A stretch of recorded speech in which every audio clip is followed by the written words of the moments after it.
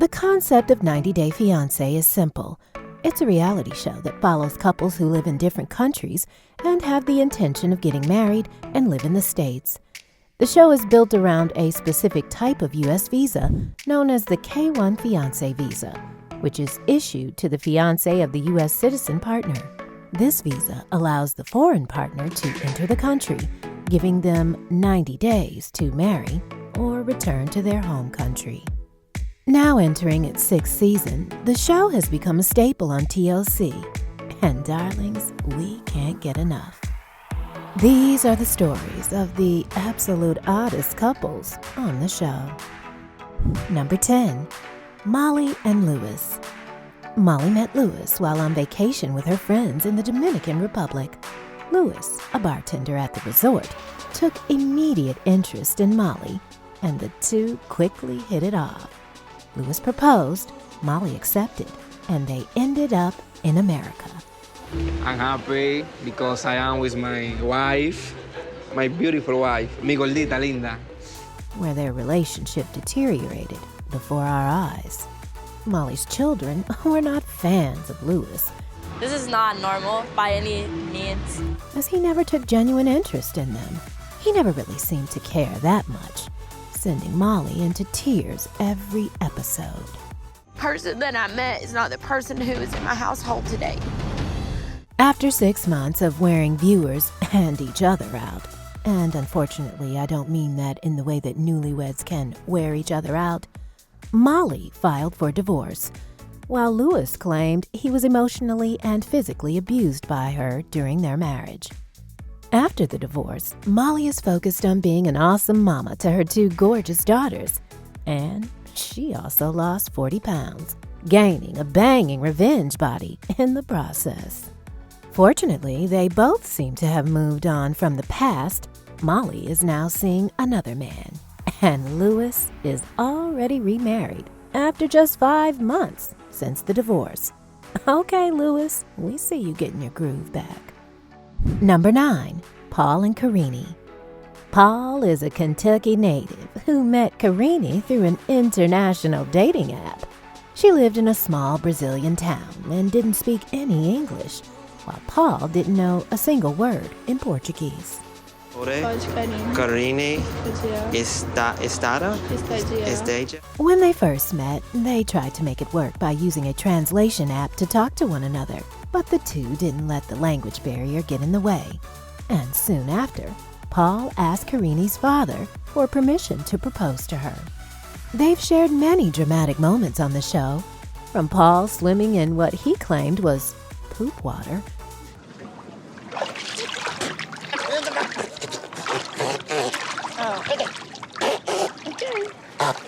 Poop water. to requesting Carini to get STD tested before being intimate. I want Carini to take an STD and pregnancy test before we get physical. Now, Paul, I've got to say I'm with you on that. Carini was even mugged with a machete during taping after Paul ran off crying about his criminal past.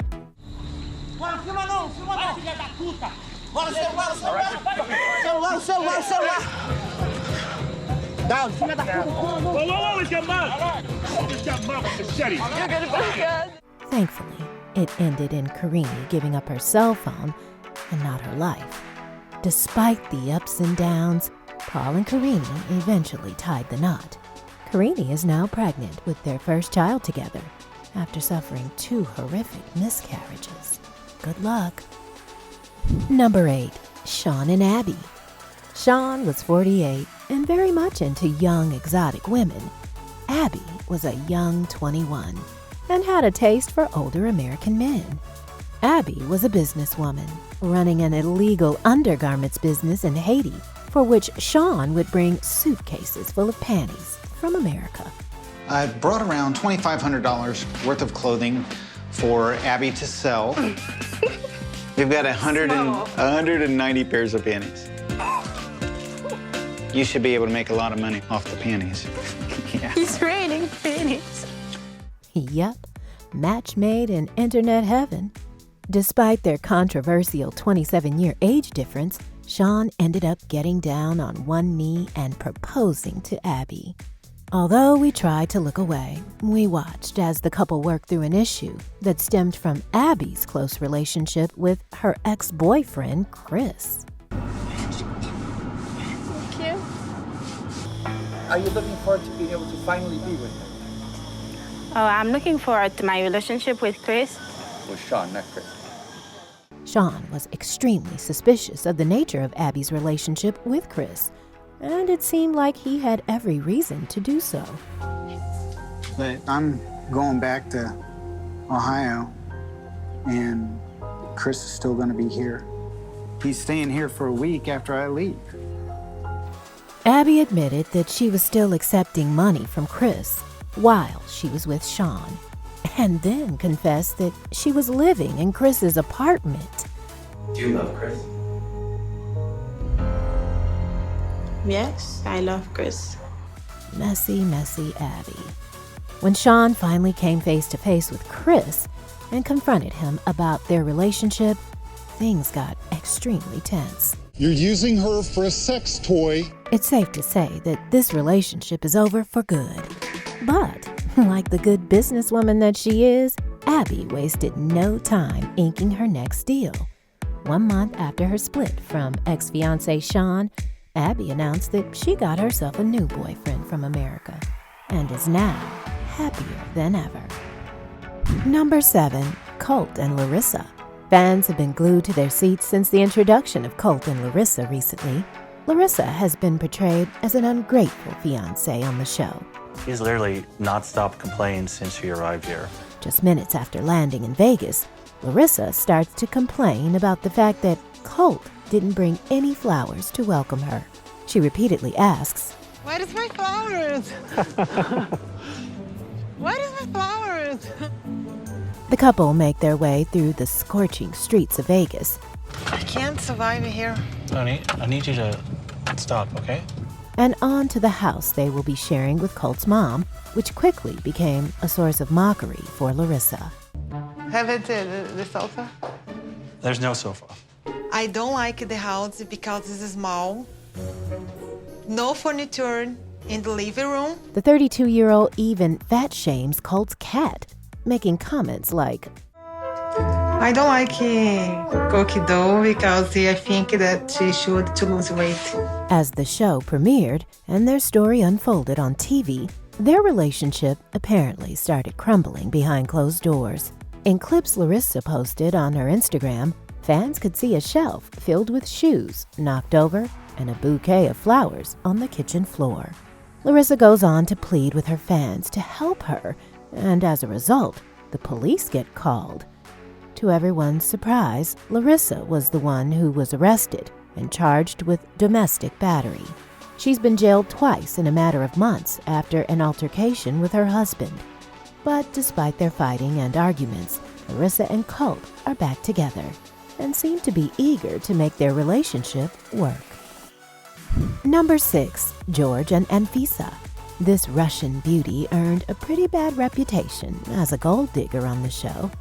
George said that he was rich, so I responded. So you're basically saying that you're just dating me because I can buy you things? Yes. Anfisa married George, believing that he was a millionaire and stuffed with cash. And you take him to be your husband? Yes, I do. I now pronounce you husband and wife. You may kiss your bride. After landing in the States, Anfisa soon found out George isn't as rich as he let on during their online relationship. He was in fact broke and with large amounts of debt. Well, obviously, I don't have $20,000 in cash right now. So it's not a problem. I'm not a millionaire. I'm just trying to be honest with you. In fact, in all honesty, I am in a little debt. What? Anfisa kicked George out of the apartment on a near constant basis. I spent the night in the garage. So?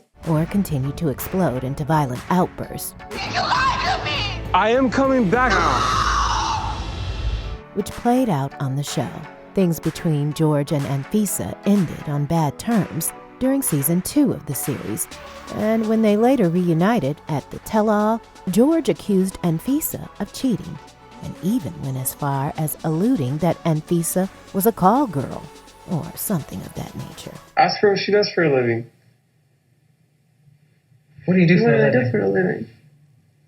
Tell her. Why are you scared? I don't do anything. Her racy videos were exposed online soon after. The couple did eventually find their way back to one another, but their time together was cut short when George was arrested earlier this year with 300 pounds of marijuana in his car. Those charges would bring me 24 years in prison if I got convicted. And Fisa has opened up about struggling with being by herself on her new YouTube channel as George serves his 2-year sentence. Number 5, David and Annie. David had just lost his job, house, and recently recovered from a stroke when he went to Thailand in 2016. There he met Annie, a 24-year-old bar singer, and the couple were engaged after dating for only 10 days. Little did David know that in order to get Annie's parents' approval to marry her, he would have to pay them a hefty dowry, which included thousands of dollars of hard cash, 2 water buffaloes, and gold for the bride. I need to know how much for the dowry. Not what they're wanting, but what they're okay with now. So what you can do now? 50,000 baht right now. If them say no, maybe our relationship is broke up. You seem upset. Yeah, because I just don't understand why you're 48, but you still don't have anything. After saying goodbye to Annie's family, the two headed on their way to California, where they would crash with David's longtime friend, Chris. Chris had a bright idea. He suggested that Annie offset the cost of their stay by giving him private massages by the pool. I like to get massages. I like Thai massage. So is that something that you would be cool to, volunteer to give me a massage or something by the pool? Or Annie didn't like that idea, and the couple were forced to move into a small storage unit in Kentucky. Annie wasn't so thrilled with the downgrade, to say the least. Chris sold the firehouse, so we have to be out Tuesday.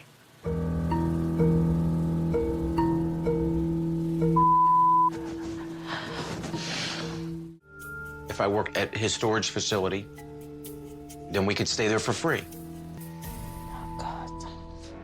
Since David had been out of the job market for 5 years, it was difficult for him to find a job to support his wife. He was forced to take odd jobs to put food on the table. Despite the outcome of their situation, Annie has seemed to stick by David, and her patience recently paid off as David landed a full-time job as a college professor in Louisville. Annie and David continue to live in the storage unit, but hope to move out soon. Number 4, Azan and Nicole. Azan and Nicole really did seem happy when they first met, sharing bashful smiles and kind words with one another. The first time I saw Nicole, I saw that she's pretty and, and cute. However, shortly thereafter, things started to take a downward trajectory after they spent just a few days together.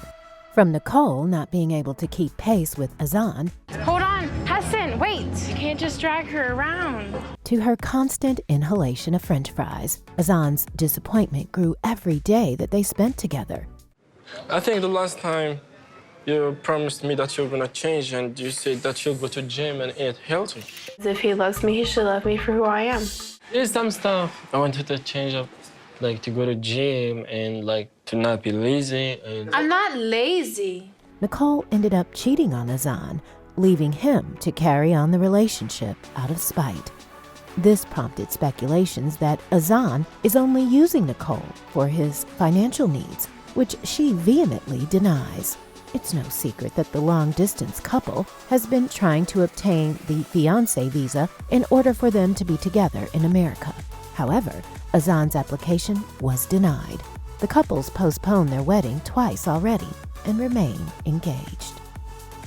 Number 3, Mark and Nikki.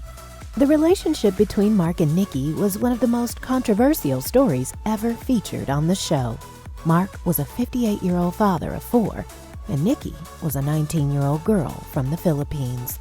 With 39 years separating the two, just about anyone would raise an eyebrow, but they pursued each other regardless. I knew the second I met Nikki that she was the right one for me. I'm excited. The next 90 days will be wonderful. I feel super duper happy, and I feel super duper complete. Yeah. Mark soon proposed to Nikki with a zip tie in the shape of a ring. Sure, the man has money, but that doesn't mean he's generous.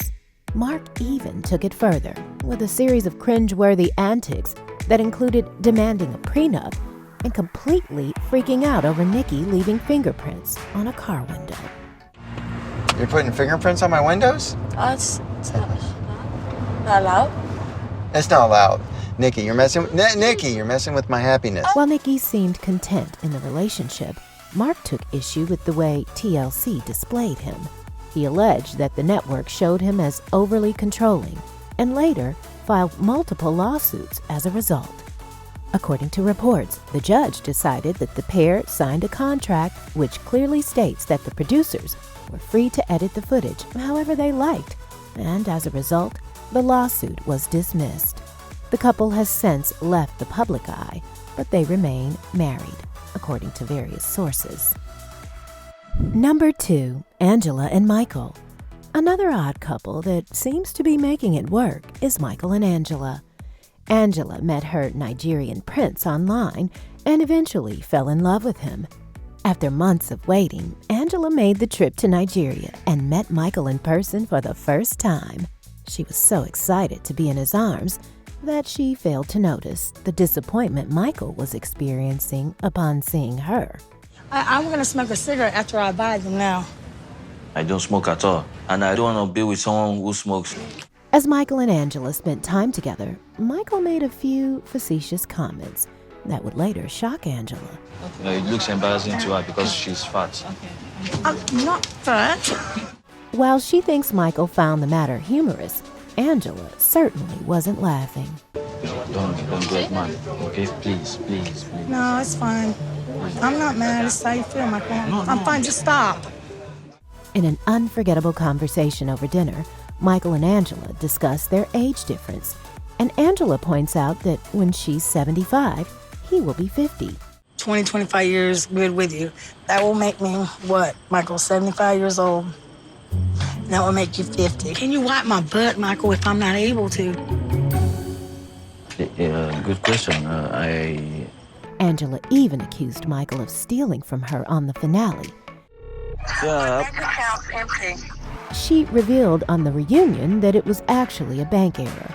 I have come to the conclusion I don't think Michael did it because it was something to do with the ATM. And the couple were in the process of bringing Michael to the U.S. so they could get married. Number 1, Danielle and Mohamed. Sure, love is blind, but couples hardly come as mismatched as this. This is Danielle, a 41-year-old from a small town in Ohio, and Mohamed, a 26-year-old Tunisian in the prime of his life. After meeting Danielle in an online chat room, Mohamed moved to Ohio to marry Danielle. Their relationship was a non-sexual one, as Mohamed refused to have sex with Danielle, which was brought up in the tell-all. Was there any intimacy after the wedding at all? After the wedding? Yes. There was, but instead of taking care of that problem, she was like fighting with me over it. I want my sex tonight. If you don't give me my sex tonight, I will call the immigration. I will get you deported. He even refused to kiss his bride after exchanging vows. You may kiss your bride. I want to tell something about kissing that I'm not allowed to kiss in this time because there is some specific things we do it in my religion in this month. So that's why. Their relationship began to crumble when Mohamed discovered Danielle had been lying about her finances and criminal background. Why you didn't tell me that you have problems before I come here? Why? Because I was scared that you wouldn't want me. It's not about scared. That you wouldn't want me. So wait, that's what caused the relationship to crumble? Not the fact that you all hadn't been intimate? Never mind. Shortly after this, the couple broke it off, and Mohamed actually left Danielle to travel down to Florida, with another woman with whom he was intimately connected to. These are nothing for me, okay? These You are want to make a nothing. bet, Mohamed? Because you Yes. will get deported with these. Yes, I'm fine with getting Because you used me. You told me what I wanted to hear. As they were still married at the time, Danielle tried to have their marriage annulled, which would have resulted in the deportation of her soon-to-be ex-husband. Mohamed fought the case in court, and when Danielle was told that she most likely wouldn't be able to effectively plead her case in court, she changed tactics. Their split was likely the most memorable and volatile when it came to anyone who appeared on the show. Like this video? Don't forget to subscribe to keep up to date with the weirdest, wackiest, the most strangest lists on the net.